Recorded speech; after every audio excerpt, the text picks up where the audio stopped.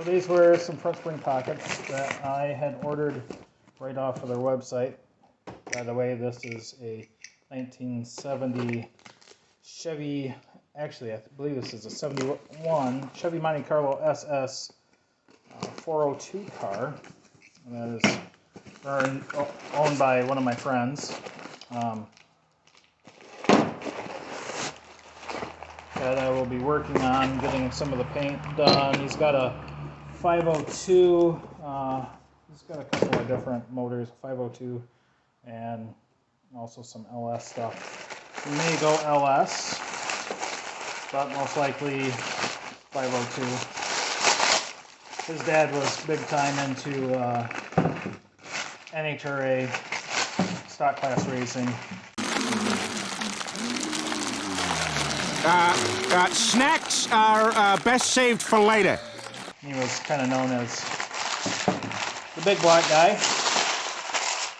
So it kind of makes sense in his honor to keep the 502 in there. So I believe these are something that Mancini Racing private labels, but I think these are the same as like go on the internet, and I believe AR, they make these as well. I think when they make them at AR, or at least when you look at them on the internet, they're plated. They're gold cadmium plated. These ones are obviously nicely powder coated. Very well done. Got to have the reinforcement plates. You start making any kind of power traction, definitely going to want to have the reinforcement plates.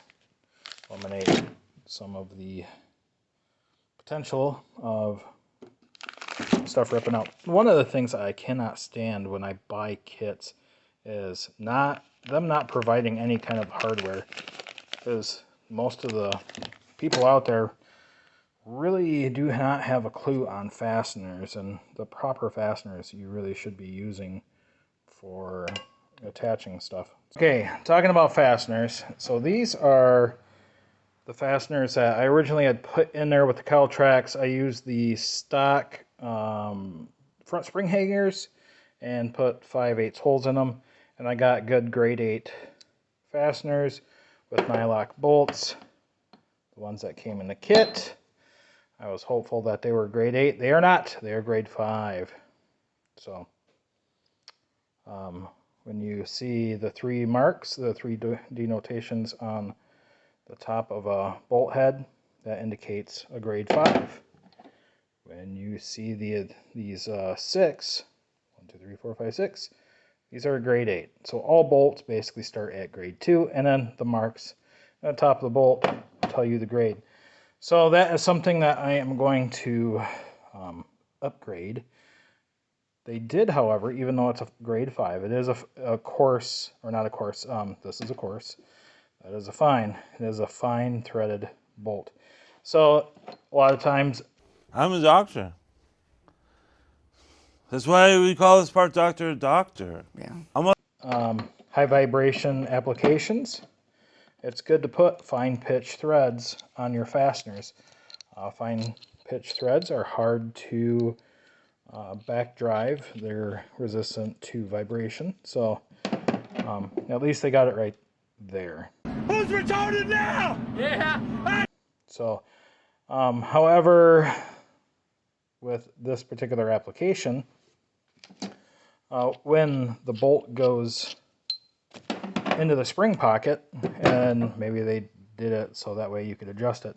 One nice thing about the Mancini ones is they have 2 different pockets. A couple of different ways you can look at it.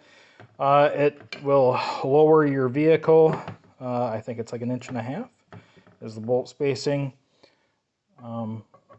But I'm kind of curious if the bolt length is short enough, which I don't think it is, to actually go from the outside in towards the frame rail. That's part of what I was talking about as far as like intelligent design. Mopar did a good job there. Correct. I am the smartest man alive! Because if your nut ever rattled off, you're not going to lose a leaf spring, because the frame rail is actually pretty tight up against this bolt. So if it does lose a nut, you're not going to lose your leaf spring because the bolt's only going to be able to slide so far. So, but anyway, I'm going to replace that with the grade 8s that I had before. Not real worried about it being coarse thread and the nut backing off because I got nylock and it's trap bolt. So I'll get this put up in there. So here are the factory mounts that I had drilled the 5/8 holes in them.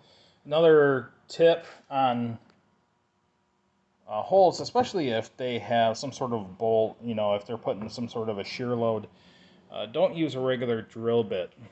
Holy cow, I need to clean this shop up. Mommy's little baby. Place is a pigsty. So use a step bit. The step bit actually creates a round hole.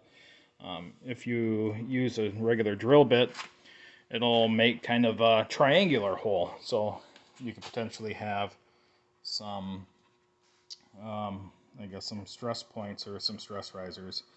And you could also potentially, you know, shock load it and egg the hole out faster or wear the bolt faster. So there's another tip if you have to modify suspension points. And this is the Mancini kit all mounted up. You can see that the plate and the front mount, the nut is not fully tightened yet. I'll get to that. I wanted to cycle the suspension a couple of times and get it loaded before I actually tighten that up. So on the other side, what I did is kind of a measuring device, because the standard procedure, I guess you should call it, for your base settings is to set it so the driver's side pin contacts, obviously it's off a little bit because I don't have the suspension loaded, it's not sitting on the ground, but it's supposed to be set so the pin touches just lightly touches the leaf spring. And then on the passenger side, it has one turn of preload. So that was one of the reasons why you see this zip tie, is I'm using it as an indicator. So instead of putting a wrench on the flat and then going a certain amount and then coming back around and taking another bite on it, I actually put the zip tie on as an indicator so I know that it's a true 360-degree rotation. But so far, really happy with the components in the kit and the pieces that I've purchased so far. I'll have to put a link to the Mancini mounts. Their website is a little bit wonky for getting around, but if you give them a call and order it, the sales guy I dealt with, he knew the part number by heart, so good service. So I think that will wrap it up for the update of getting these front spring pockets all updated. Remember to like and subscribe if you want to see some more content on this car.